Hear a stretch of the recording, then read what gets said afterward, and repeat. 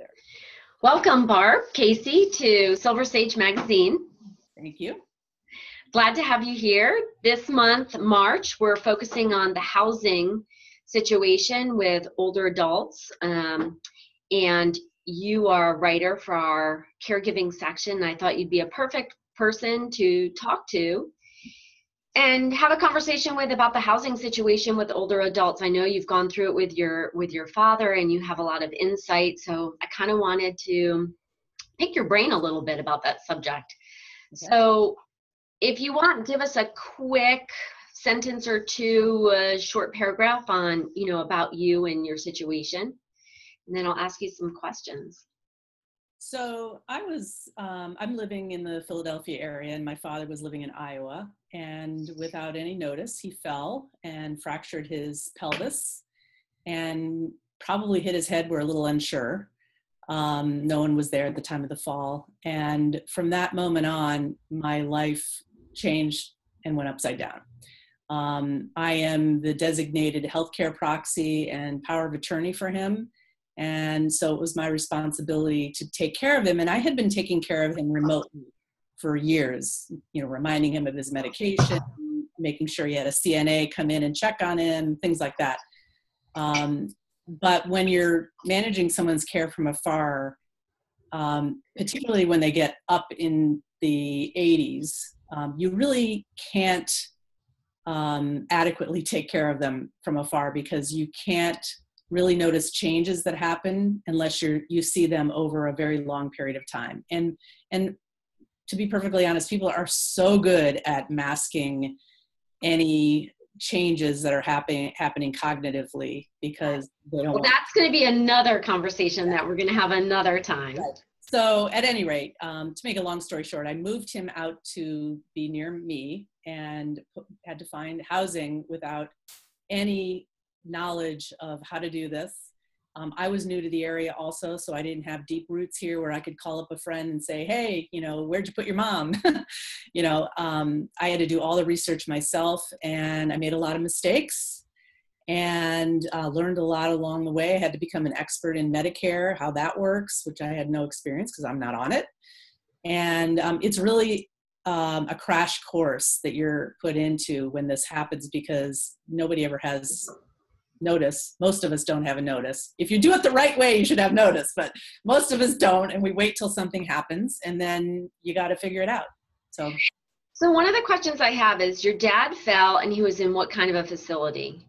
He had been living in an independent living apartment in a place that had also assisted living, but that was a different building.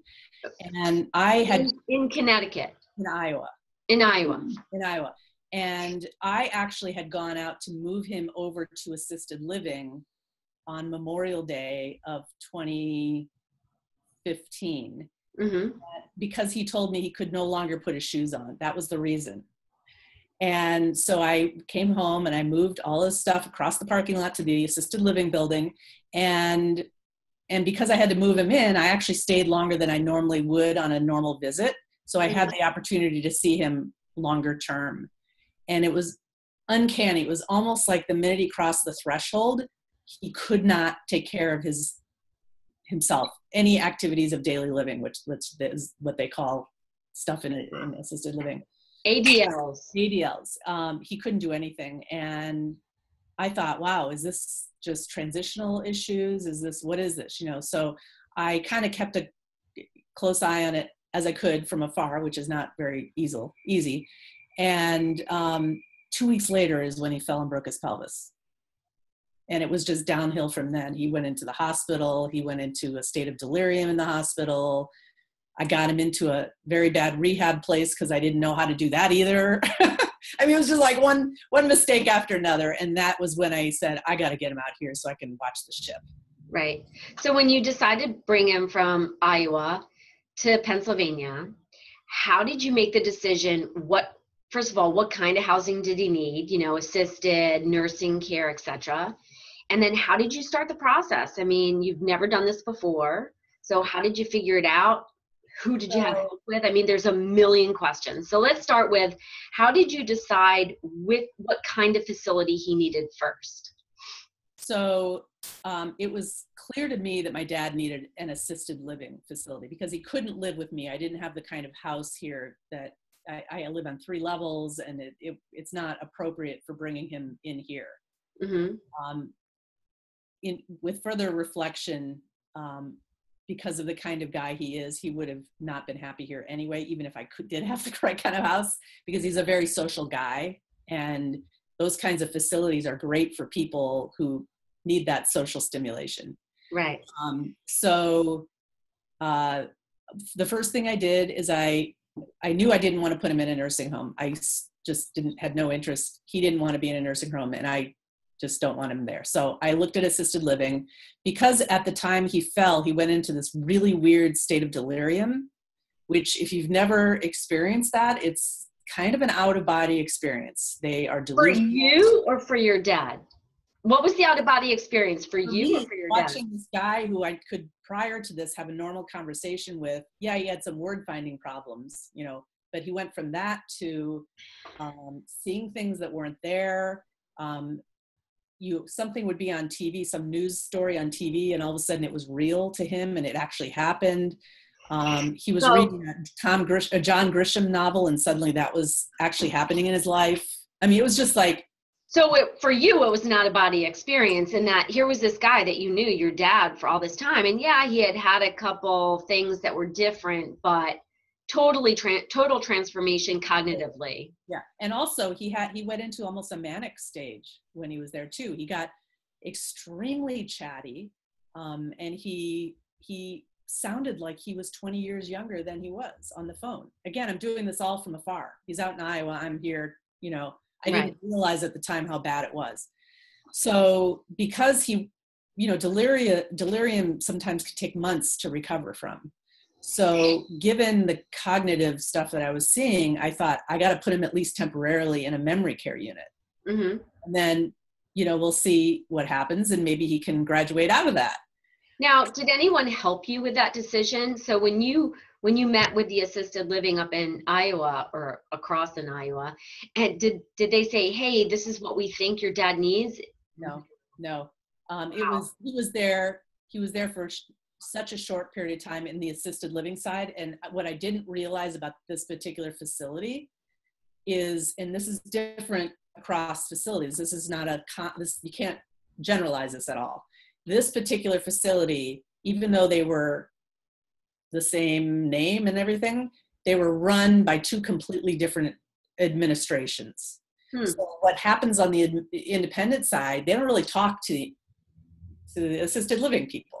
Right. They assess you when you go into assisted living, but it's more like, you know, they'll mostly do a physical assessment. They'll do a little bit of cognitive, but it's really hard to know because, again, these folks they're really good at covering this stuff up until you spend time with them, you know.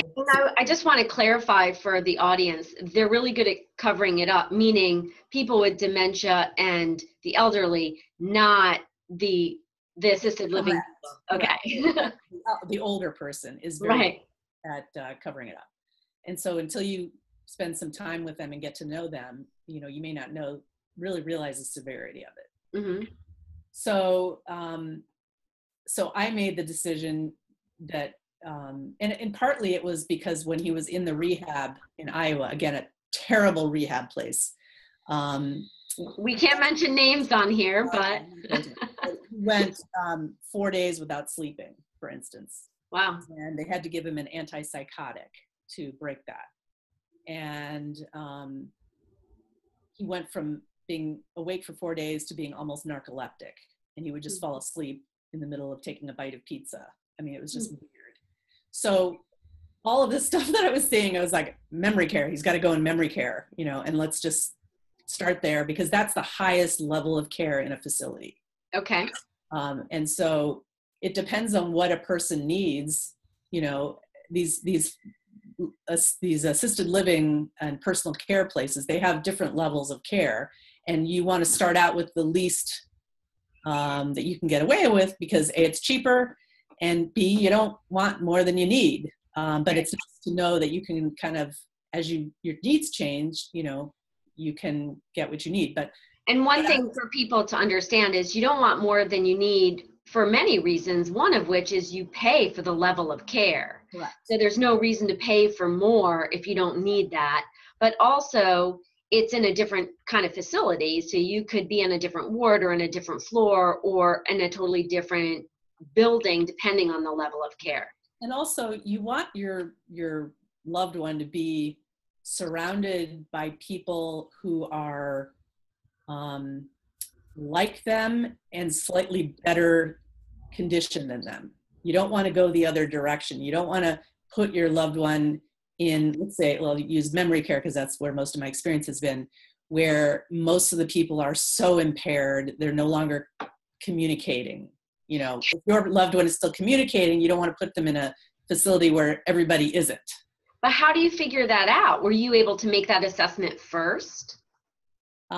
So again, I learned through making mistakes. That seems to be my MO.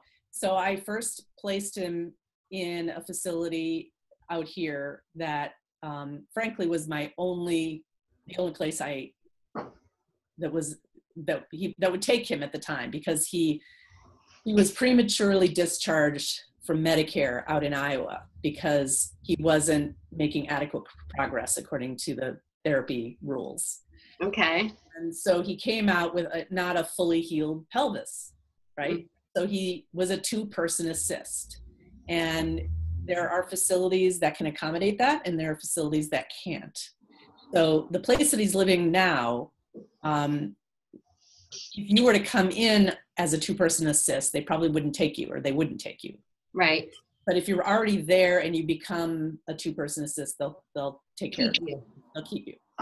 So when he first came to Pennsylvania, he was a 2-person assist. The only place that would take him was this other place where people were much more infirm.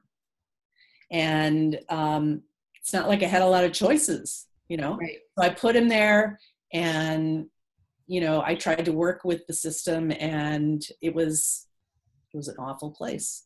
And 6 months into the program, the place I wanted to put him that turned him down because he was 2-person assist. Well, now he's healed, and now he's a 1-person assist. So I circled back to them. They were having an open house. And I said, oh, I just want to go and see, you know, how it turned out, because it was a new building and I hadn't seen it fully completed. So I went to the open house, and now I have perspective because I've lived in this environment for 6 months. I've seen how one organization runs their memory care unit. So now I have perspective. And I go and I take this tour of the other place, which is now, was your dad still needing the memory care facility at the time? Yeah. What turned out with my dad is, yes, he had delirium, but under the delirium was severe dementia, which I think was prompted partly by, I think he must have hit his head when he fell, because yes, he had some dementia before that, but it was nothing like what is going on now. Right. So I took a tour of the other place, and it was just a profound difference in the program, the building, the staff, the cleanliness factor, like really everything. And I was just like, I couldn't get him out of the other place fast enough, you know, and I just made the decision, and I moved him. And, you know, he was, you know, my father is one of the most easygoing personalities you probably will ever meet. So he is willing to do anything I say.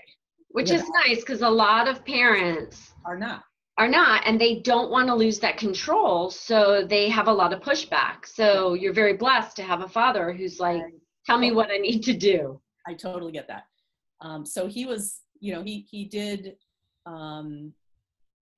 at first, you know, he wasn't thrilled about it. And I just finally put it to him, and I said, you know what, it'll make me feel better. I'll feel like you're in a safer place. And then that was all I needed to say. You know, I made it about me, not about him. Right. Which is something I think is important for people to understand, because when there is a lot of pushback, that's a great fallback for the caretaker to say, I understand that this is not what you want, but this is what I need, and I love you, and I need to know that you're safe and that you're cared for, so I can sleep at night. Right, because this is causing me a lot of stress. And Exactly. as a parent, you never want your kid to be stressed because of you. And so that plays on that, you know, impulse. Right. Now, one thing I notice in going to some of these facilities is that you can just walk in. You know, they have the sign-in sheet in some of these places, but for the most part, you can just walk right in. And that always, I don't know, I just got a sense of how safe is this? Is the person on the street going to come in and steal my loved one's stuff? Or is my, grandmother, mother, someone going to get assaulted in some way? Can you talk about that in your from your perspective at all? My experience is that when you're new to a place, they're very good at making sure you stop and sign in. But once they see you and they know you're connected to a resident, oftentimes they don't really care whether you sign in. I sign in probably 25% of the time.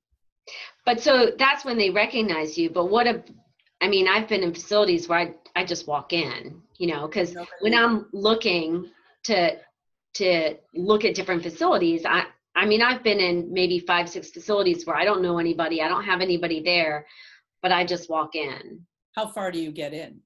All the way. I can go on all the floors. I can walk around. I can peek in different rooms. It's kind of a scary feeling. Huh. And I've done that in several facilities, and that's why I wanted to get your perspective. Was it just me because I look trustworthy that nobody ever says anything, or is it, is that the norm? I think it's, it's like anything. If you walk in and you look like you belong and you're, going to see mom, right. Because they have so many staff that turn over, it's possible that you could get away with that.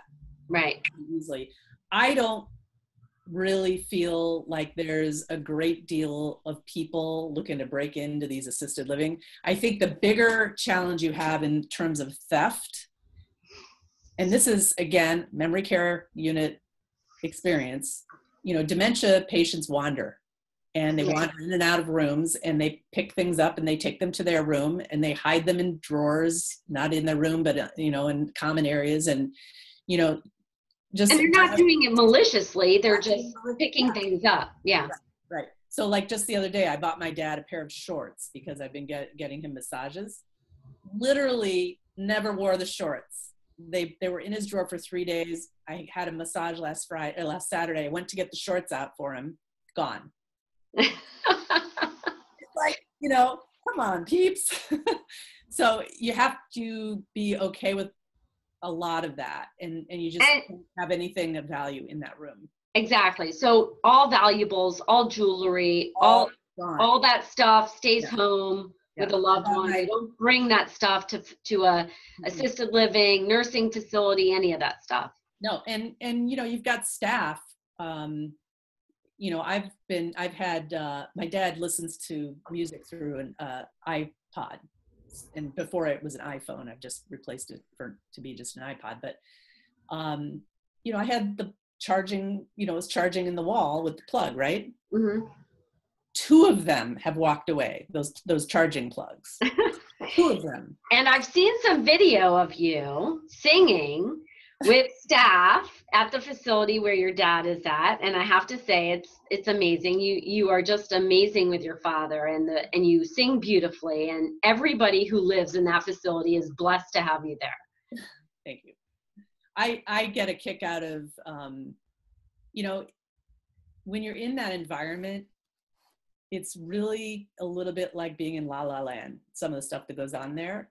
And so if you don't just go with the flow, do a little improv, and just, and understand music is the last thing that goes, with people with dementia. They always retain their ability to enjoy music. So music is, they can sing along. They may not be able to utter a cognitive sentence, but they can sing, "Oh, say can you see," and they know all the words to, Unforgettable and all those things. And so I love all that music, and I know all of it because I've been singing it my whole life. So, they have like a karaoke thing that goes on, and I just, the staff and we just belt it out. It's really funny. It's really awesome to see, I have to say. And your dad definitely, he looks like he's really enjoying it. He's just got a big smile on his face and he looks like he's happy. He is happy. And that's the interesting thing about dementia that people don't realize. As sad as it is for the caregiver to watch their loved one disappear day by day, because that's really what's happening, Mm-hmm. there's a whole nother side of it where you really have to appreciate your loved one's ability to just live in the moment, because when you have dementia, that's all you have is the moment. Right. Because the next moment you'll have forgotten what the last moment was. And we all need a dose of that in our lives. And so when you're in that element, you're literally forced to do that. And, you know, by and large, most of the time, my father is very happy. Right. Most of the time it's, you know, and, you know, from my perspective, it's because he doesn't realize what, you know, that he's trapped in this hallway that you can go this way or that way and that's it. Right. There's a courtyard, you know.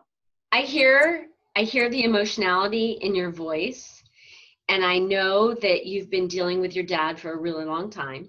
Mm-hmm. And I hear the emotionality, and I just want to say that it doesn't go away, you know, that you still have him in your heart, and it's still really hard. And even though you do such an awesome job, it says something to other people that even someone as strong as you, who does such a fabulous job and seems like you know what you're doing, it's still really hard, still Yes. really emotional, and it's still really hard. Yes.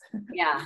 So I appreciate your genuineness in sharing that. Talk to me, I'll give you a break from your emotions. Talk to me about the different levels of housing that people have to choose for their loved one. So it depends on the state, actually. I've learned now that I have multi-state experience. Wow, I did not know that. Yes. And that's one of the reasons I brought him to Pennsylvania, because if I had left him in Iowa, because of his needs, he would have been in a nursing home. Okay. That's it. There was no, like, in Pennsylvania, they have one more level of care than they do in Iowa.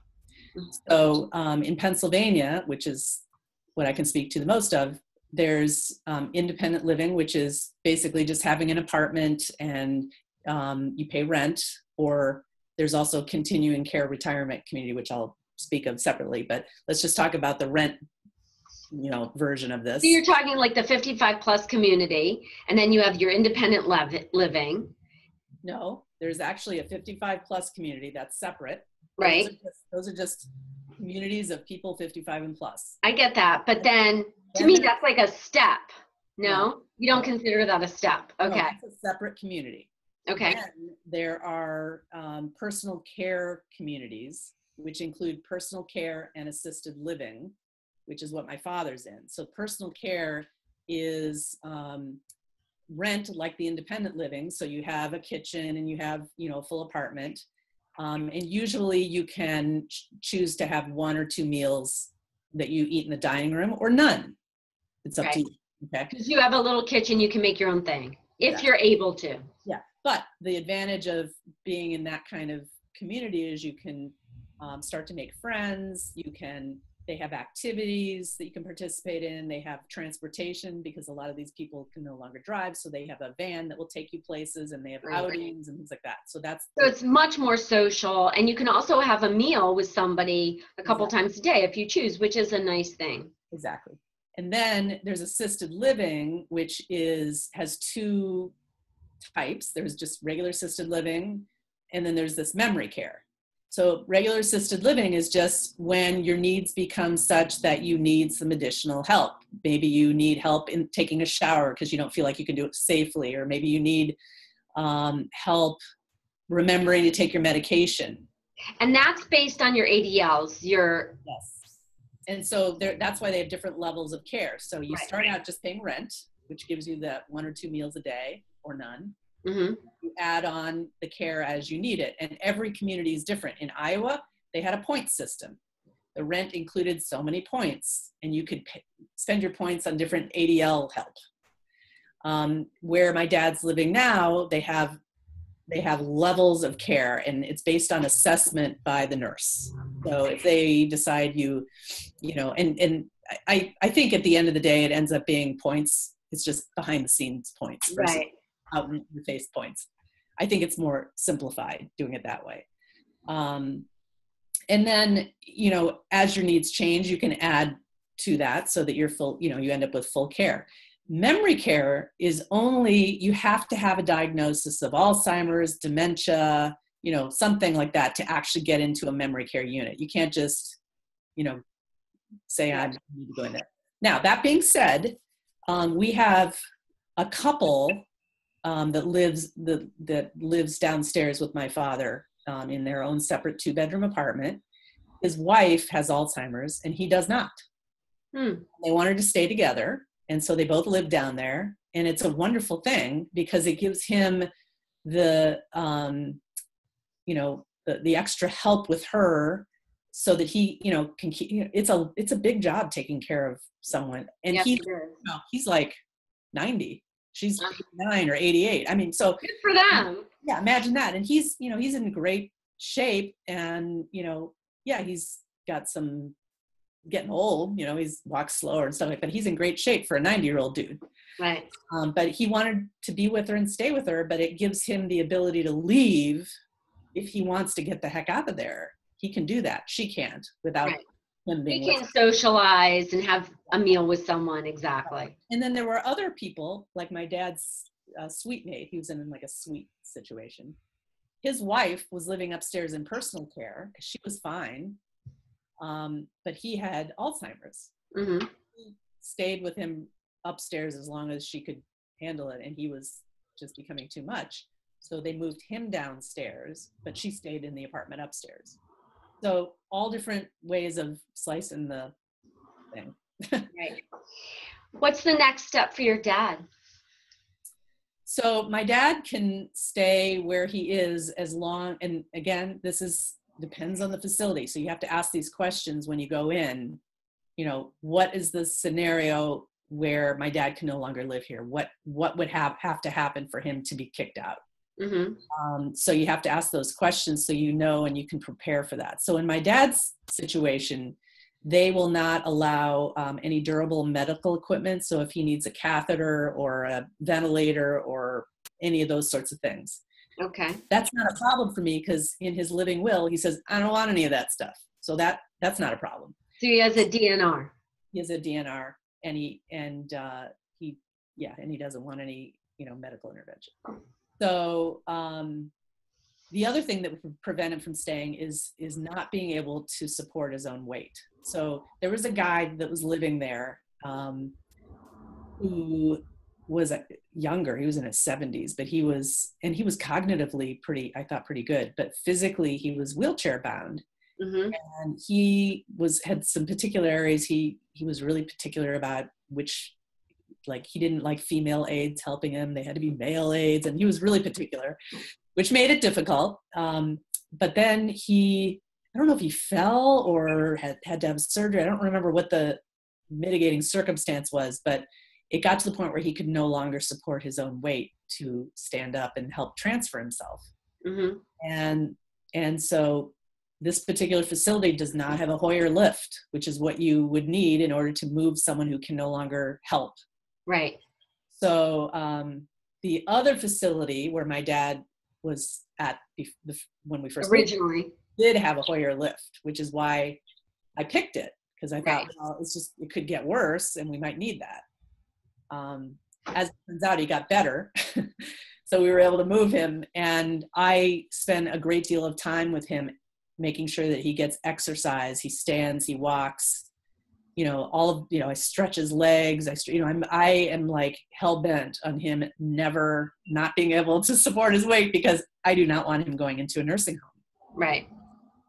And that's the last level of care is nursing. And that's the last level of care. And, when you go into rehab, which he has 3 times now in the last year, you are in a nursing home. So I have some experience with nursing homes, and, they're, to be honest, not, if you get a good one, there's not a great deal of difference Mhm. between where he is now and a nursing home, except the people that you're going to be around are way worse shape.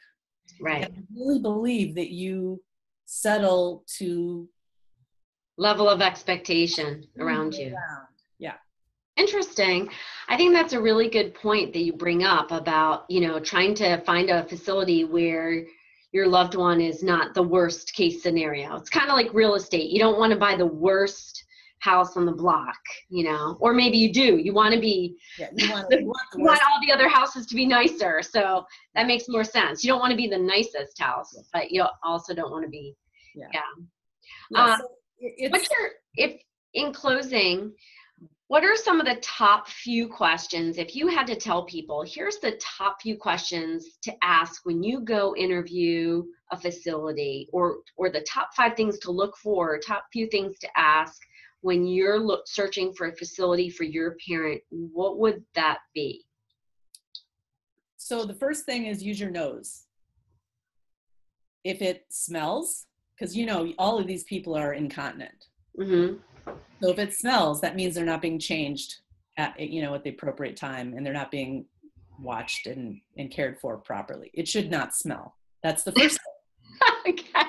Crazy Something I never would have thought of, but Yeah. it's a very good point. Yeah. And the second point is, the nicest facility is not necessarily the best. I happen to luck out. I got a brand new facility, so it's nice, and the staff is fantastic. I got the best of both worlds, but most often that's not the case. You might get an older facility, but the staff, that's who you really want to find out about, because you want to find out how were they trained. Mm-hmm. If they, and again, this is all memory care, related, because that's where my basic. But I think the advice would go for whether it's independent or assisted or nursing. I think the things you're talking about would be valid for any of these things. Well, certainly the smell factor would be valid, but in terms of the training, there's an extra level of training that's necessary for dementia care. Right. If someone responds saying, "Oh, all of our staff, are trained in dementia care," well, tell me how. Who's training them? Find out the credentials of that person. What's their philosophy? Really dig under the covers, because everyone's going to say, "Oh yeah, we train our staff." Well, what does that involve? What kind of training? Okay. And then, look around and see how the staff are interacting with the residents. Come at different times a day, because there's a shift from 7 to 3, and there's a shift from 3 to 11, and there's a shift from 11 to 7. So you don't have to come to the 11 to 7 shift necessarily because your loved one is going to be sleeping, Right. I've never once come to that shift, but I have come to both the morning and the afternoon shift, because they're different people. And so you want to see, how are they interacting with the residents? Do they seem like they like their job? Are they showing any kind of love? Because like the guy that takes care of my dad mostly, he calls him Uncle Paulie. He's this like 6'4", African-American guy, is the, dearest man on the earth. And he treats him like his uncle. Right. And, you want to see that kind of interaction, because, people respond to positivity. If you've got staff that are like, I got 3 more hours,